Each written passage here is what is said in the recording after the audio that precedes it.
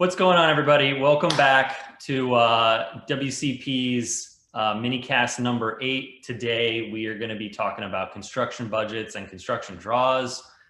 Very excited to have one of my favorite people in the house, Joska Gal. He is our construction draw manager here at Washington Capital Partners. If you are a borrower of ours currently, or future borrower, you will be speaking to him at some point. Great guy, very knowledgeable. We're going to be getting into it today and excited to talk through construction budgets, some pitfalls, everything to know if you're going to be working with a lender, with us specifically, or just have a construction budget as part of your project. So welcome today. Thank you. Happy to be here. I'm very excited for this. Yep. This will be a good one. I think it's going to be a pretty knowledgeable to make the process move a little bit smoother for some people. Yeah, definitely. I think there's going to be not only just some basic information, some knowledge bombs that we're dropping today, but hopefully some efficiencies that we get out of this. If you are working with us, just understanding behind the scenes as a lender, like what goes into our process and construction budgets. So I think it's we're hitting two birds with one stone today. I think the key is efficiency and understanding the processes that we require prior to loan closing that really allow for a smooth process throughout the duration of the loan. The last thing we want to be is a roadblock throughout your loan, and making sure that that clear expectations are set and everything is all set prior to loan closing is key. And I think we'll talk about that as well as some tricks and tips throughout to improve the process. So one of the first things that you do before the loan even closes is you review the construction budget. What is it exactly that you're looking for when you're going over the budget that's been received? Definitely. So I think this is one of the most important parts of the construction draw process. And the reason being is it helps. It starts off a conversation if needed about what exactly the scope of the project is. It helps us understand exactly what our borrower is trying to do or trying to accomplish prior to closing the loan. And it gives the borrower the opportunity to really map out what the project is going to look like with regard to construction funds, construction fund allocation, and what trades are going to be necessary to complete the project and get it done successfully with enough funds budgeted for each trade. So kind of jumping into a little bit of what exactly I'm looking for in the construction draw budget. First, we make sure that all necessary trades are budgeted for. That includes everything from soft costs with plans, permits,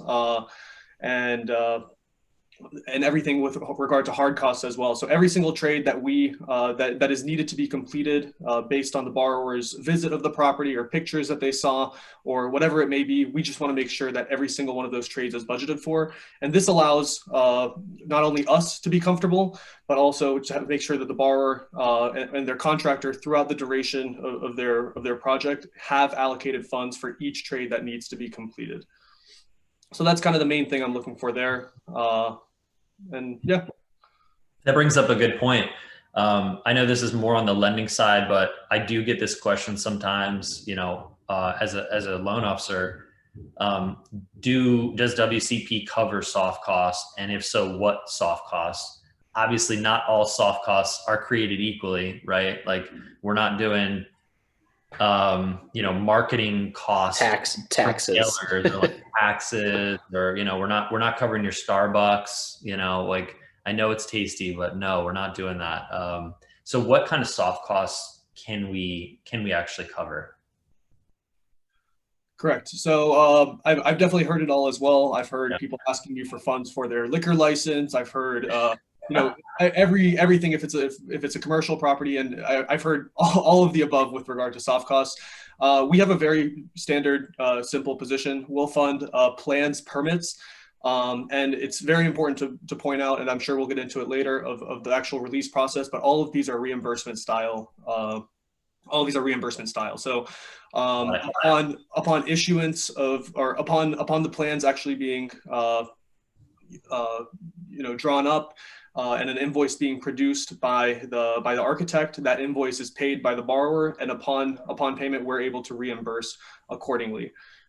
Same goes with permits. We want to make sure they're actually issued, not just on paper. We make sure it's on the DCRA Scout system as well, if it's in DC or whatever it may be. We just want to ensure that accurate permits are pulled, and upon confirming that, then we issue funds for soft costs. So we do fund soft costs, but it's limited to plans and permits. Nothing out of that realm. Got it. Are we doing, I guess that I assume that includes like maybe engineering as well? Like if you have a structural engineer or something like that? Correct. Yeah. You had talked about allocation earlier in one of your statements. So let's say that someone budgeted, let's just use engineering. Let's say that someone allocated $5,000 and it cost them $6,000. Are we able to give them $6,000 that a traditional thing lenders do, not just WCP? So I think that goes into a conversation about over budgeting, under budgeting in general. And we understand too, we're in the business. I'm personally in the business as well.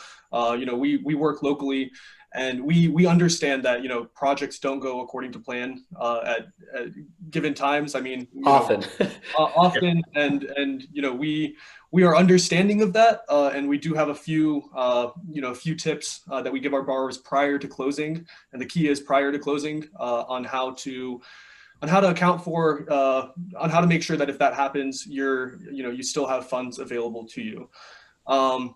The key here is adding a construction contingency into your budget. We usually see it, roughly around 10% of your entire budget, and this allows you to basically, if something goes over budget, it allows us and to have a conversation with the borrower or the contractor, understand exactly what went over budget, collect any documentation needed to document that over budget line item, and then upon approval from our end, we'll send out money from the contingency to offset those additional costs that you incurred earlier on in your project. So we do have that. Definitely highly recommend everybody who submits a budget to have that 10% contingency, and have that wiggle room in case things go over the budgeted amount. Yeah, that's a great tip. Now, I know that we provide borrowers with we call it a very line itemized budget. Can you touch on some of those line itemizations and some of the more key items on there that are pretty much on every single deal that you review?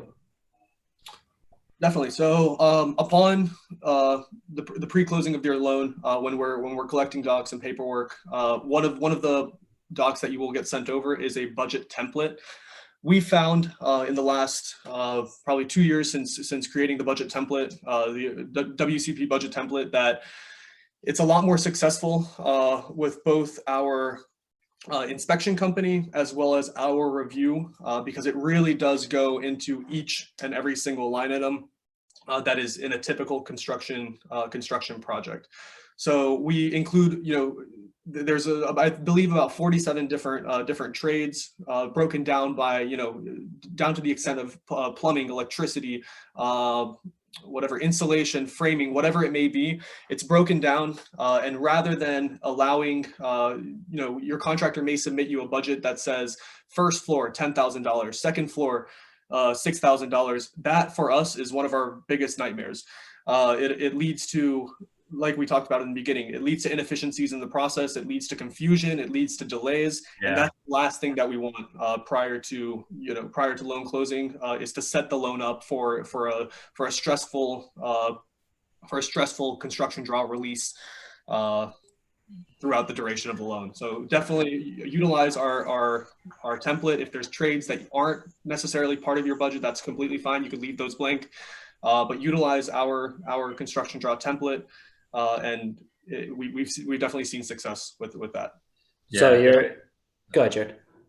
It also leaves room for substantially larger margins for your general contractors, right? If they can just say 10,000 bucks for a kitchen, 5,000 for a bathroom, right? Like we've all heard those numbers. I mean, that margin can be a lot bigger.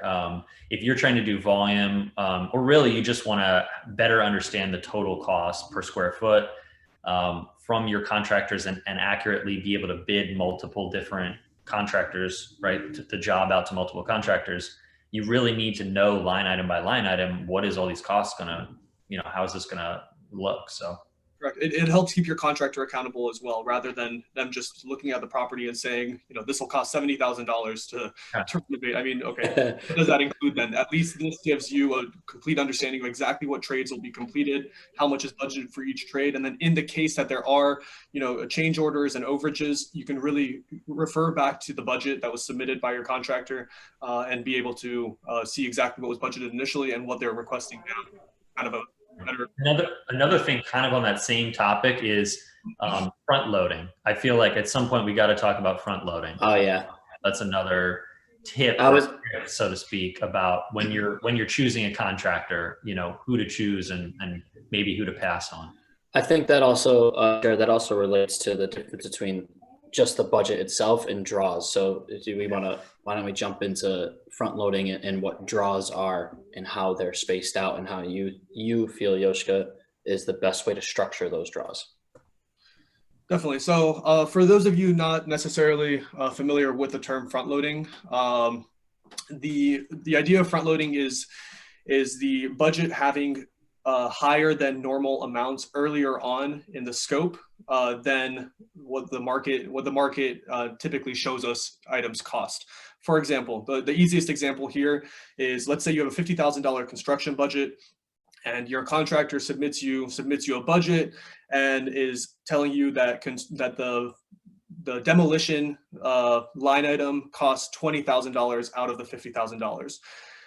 Immediate red flag for us during the review process, and as it should be for our borrowers as well, when choosing which contractor to go with. Obviously, everybody wants a smooth experience with their contractors. We want somebody that isn't up to anything that it wouldn't be considered. Wouldn't be considered the standard relationship between a contractor and a borrower, and is fair and isn't overcharging at any time. So what that biggest line item, for example, which is demolition, if we see that something is earlier on in the project is budgeted for, we'll flag it. We'll go back to the borrower and let them know that, hey, this budget seems front loaded. And honestly, 9 times out of 10, the reason this happens because the contractor or the borrower may understand that we do reimbursement style draws and they want more operating capital up front to be able to continue on with the project. While we understand that as a lender, we need to make sure that all of our draws are released proportional to project completion. And we understand that costs of certain trades are different between different areas of DC, Maryland, and Virginia, so we take that into account as well. But big red flags like that, we want to make sure that we are not releasing funds up front to protect both our borrowers and ourselves in these situations. So what would be the best for a 50K budget? So for those that don't understand, when we say draws, we mean how many times is money being released to the borrower? What would be a good draw schedule and breakdown for a 50K budget? So using 50K budget as an example, and obviously, we have a wide range ranging from $20,000 budgets to $3-4 million budgets as well. So it really does depend. Using the $50,000 example, we'll see anywhere between 3 to 6 construction draw requests from the borrower. However, we do have the flexibility to have more. If a borrower, doesn't have as much operating capital, they're more than welcome to request, 7, 8, 9, 10 draws if needed. However, we do ask, that each time the borrower actually confirms that work has been completed on the property prior to the inspector going out, and there is an actual justification for a draw. So there's an eligible construction draw to be going out. So you actually just brought up the inspector. Can you touch on what the inspector does for us, for the borrower, and some tips on how the client can work best with the inspector to make sure that they're receiving the most money?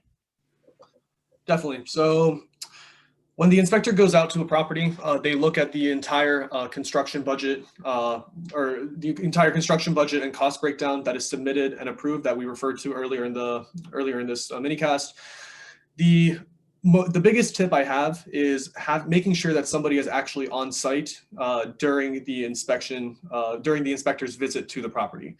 I've seen time and time again, even with access issues, if no one's on site, the inspector may not be able to access the property, or there's a miscommunication of where the lockbox is, whatever it may be. That could be one of the parts of the issue, one issue. But additionally, if somebody is actually on site and meeting the inspector and having a conversation of exactly what the scope of work is, showing them where the HVAC units are installed, if the inspector isn't necessarily going around the entire property or looking into every closet or whatever it may be, having somebody on site to meet your inspector, whether that's yourself as the borrower or the contractor, and walking them through the project and going with them line by line is definitely something that we see creates a path towards success with regard to your eligible construction draw, rather than afterwards having to go back and forth and making edits and sending documentation, which we feel, and borrowers feel as well, is a pretty lengthy process. We want to make sure that at time of inspection, maximum amount is given that is eligible to be funded for that draw. Yeah, I think one of the things that I've experienced is that the roof is an item that always gets missed when people aren't there, because, I mean, to be honest, as an inspector, are you always going to be looking up, oh, that's a brand new roof? They don't always know. Maybe it's just a clean roof. It just looks new. So that's definitely an item that I always recommend my clients point out as soon as it's done, to make sure that it's not missed. Correct. I agree. One thing I had, which I think and I don't want to go back too far, but I want to distinguish between, I know we had a whole conversation about front loading. Another item that I think we kind of skipped over was, watching out, and this is another tip or trick for when you're looking and bidding out different contractors. There are some contractors that structure their contracts with, actual, like basically down payments, right? Like deposits for work started. And that's another thing to look out for, in addition to the whole front loading thing, which also could be something that your contractor is doing to try to get more money for for cash flow purposes, right?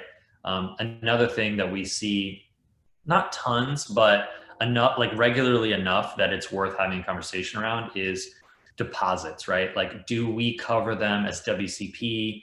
Do most lenders, and what's the real reason behind that? I think I know what it is, which again, it's cash flow. Like the contractor business is so heavily dependent on cash, and so many people are just cash strapped as investors and developers that burden oftentimes falls on the contractors. And so that's where you get the whole like robbing Peter to pay Paul scenario, where a contractor is taking money from one job to use on another job.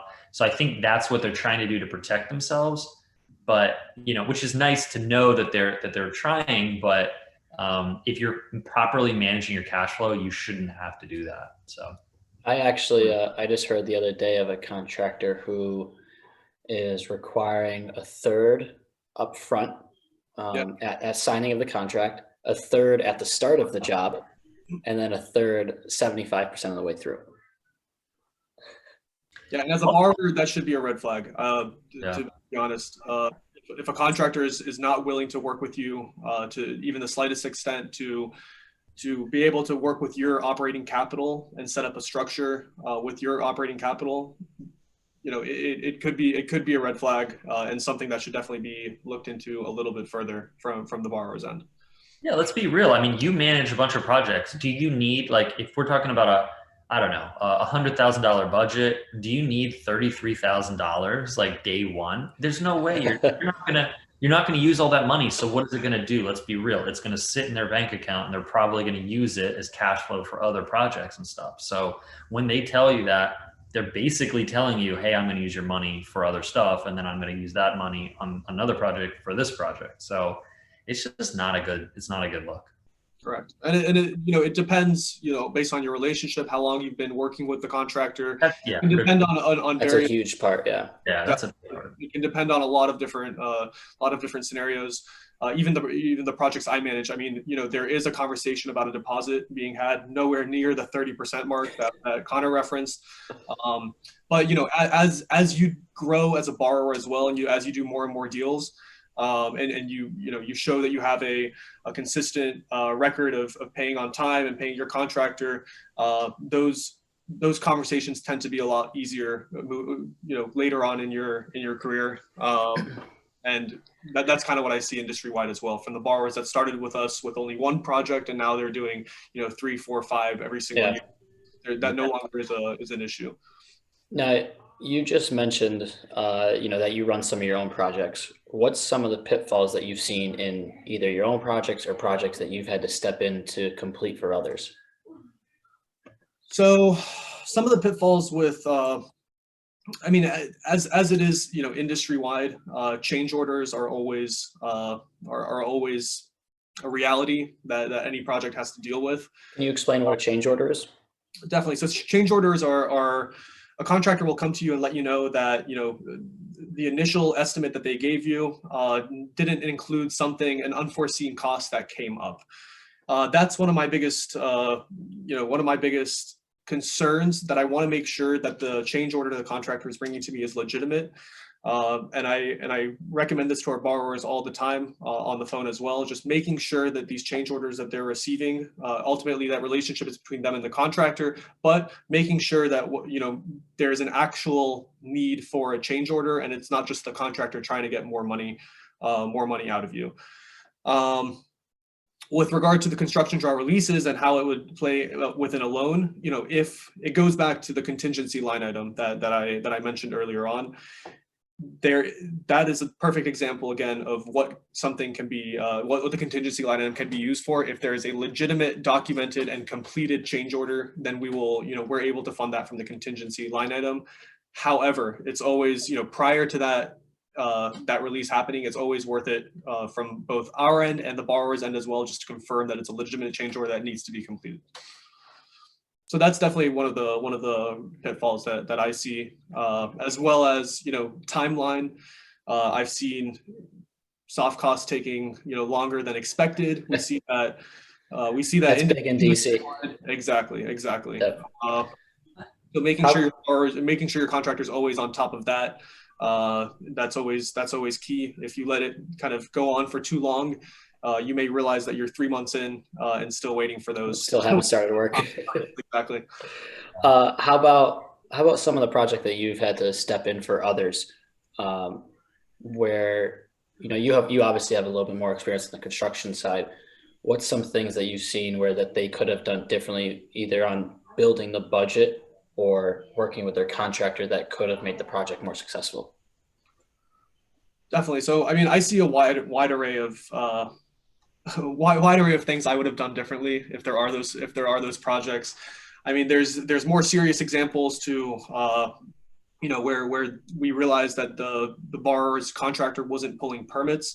It's always a responsibility to make sure that these permits are being pulled, the right ones are being pulled, and everything is being done as needed with whatever county's requirements.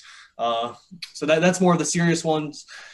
Some that I've seen are people not really looking at their market and what the comps are in the neighborhood. Overbuilding.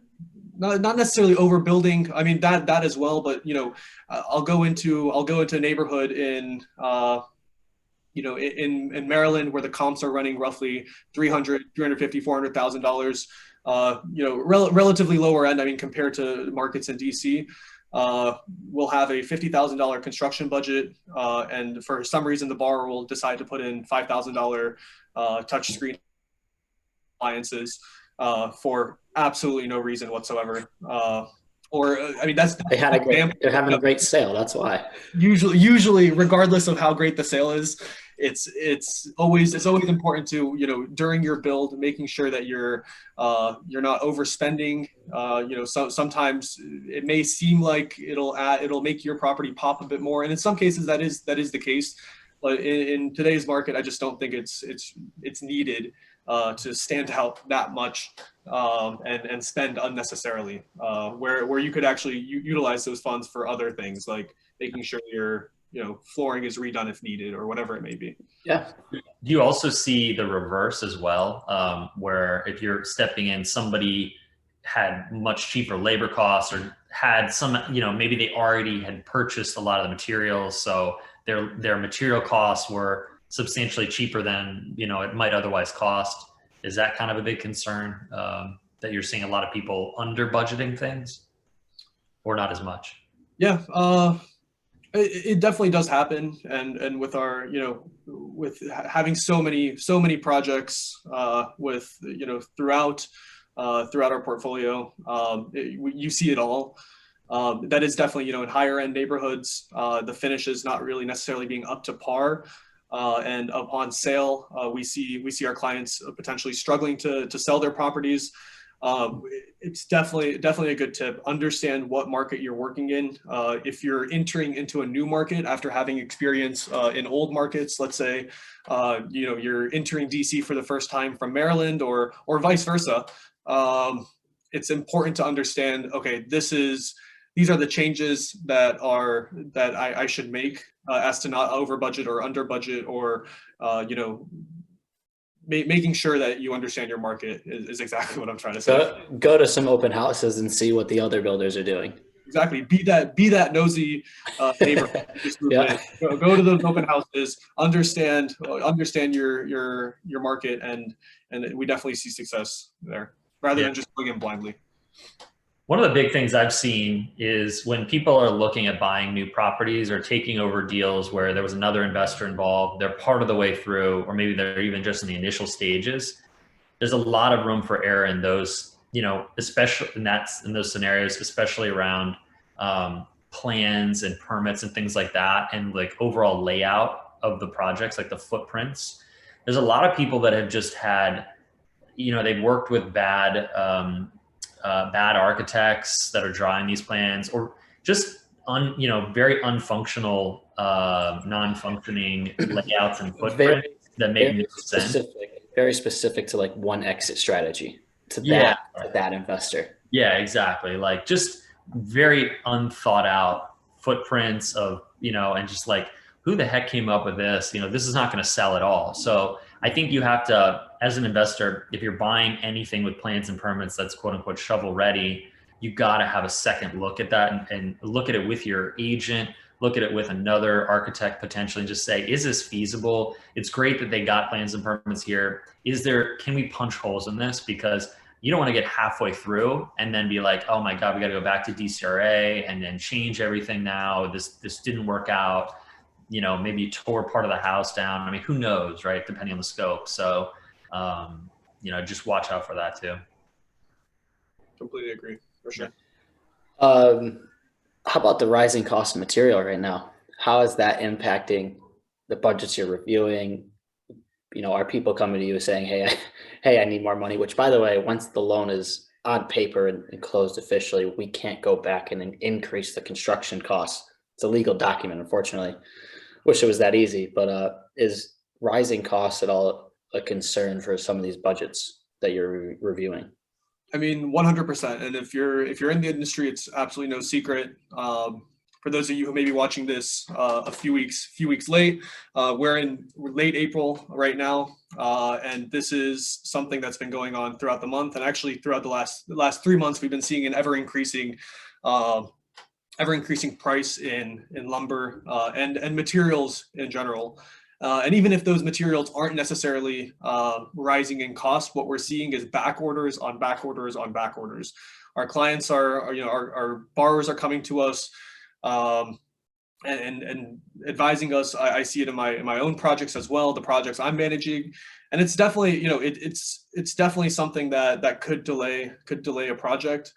The best thing I can say is it goes back to contingency, making sure there is some wiggle room there. Obviously, I've used the contingency example a lot.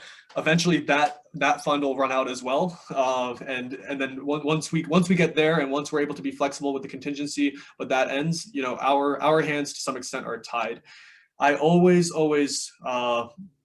tell our borrowers and our loan officers tell our borrowers as well, operating capital is really important throughout a project. Things change, there could be unforeseen costs that come up, increases in construction, whatever it may be, always having operating capital to not only keep the project going with a reimbursement style draw system that we use, but also making sure that, in case you max out your contingency funds, being able to get the project to completion and have a successful sale once it's completed. So definitely something we're seeing now more than ever, it being late April. And I'm always happy to jump on a call with a borrower, discuss it, and be able to see what we can do to help them out in these scenarios. Any tips on where to find cheap lumber right now? Or you don't want to give away that secret? I mean, I was at Home Depot and I saw a 2x4 costing almost $7, $6.70, and that's up from roughly $2 in February, or $2.50 in February. So I'm definitely seeing it as well. And making sure, especially for new loans, making sure that you budget accurately. Mm-hmm. And I'll even let them know during the budget review process, if I've seen in the last few weeks, if I see that framing is budgeted for, I'll say something. You said under budgeted for? Correct. Okay. So I'll definitely say something, and in some cases, a borrower will go back and be like, "Hey, I'm glad you guys told us that. You're completely right. Maybe their contractor hasn't done work for a while, or whatever it may be, or they just anticipated prices remain the same." And going back to seeing what the price of lumber packages are now, they always adjust accordingly. And we try to be an ally as much as possible in that regard, especially in the budget review process. That's extremely helpful, because right now, people coming back saying that I have to spend $4,000 more in just the framing process, that can really hurt the pocket. So for us to be able to say, hey, you should probably budget for this up front, because look at the changes of just the past 6 months, is really, really big. Correct. Yeah, it's easy to get carried away when there's so much competition on the front end to buy, and everybody just really wants to make the numbers work out, and they're so hopeful. And so they want to try to squeeze it as much as they can. But just be, the best thing we can say is just be really realistic on what those numbers are for the budget. And then you won't have spent all this time wasted doing a project just not to, only to not make money. So definitely be smart about it. Well, this is great. Do we have any other things of mention, Joska, or topics that we didn't hit? I mean, I feel like this was pretty exhaustive, but we'll always have you back. This was great. I think really informative. You're only a phone call away, so we can easily loop you back into this. Don't worry, you're not getting away from us. And just exactly going off that, the draw department, upon originating a loan with WCP, the draw department is literally a phone call away. We have a couple of people, and we're expanding as well within the department. But literally, if at any time a borrower has a question, they're welcome to give us a call, regarding whether that's regarding draw status, whether that's regarding just having a conversation about their project, changes in scope, whatever it may be. We're one phone call away. Always happy to answer and give our advice as much as we can, as well as just giving updates on status and whatever, all of the above. So we're here, and we encourage our borrowers to give us a call and ask away. That's awesome. Well, that's great. Thank you very much, guys. Tune in for the next one. That'll be Minicast number 9, and we will let you know the topic on that one shortly. Awesome. Thanks all. Thank you to you both.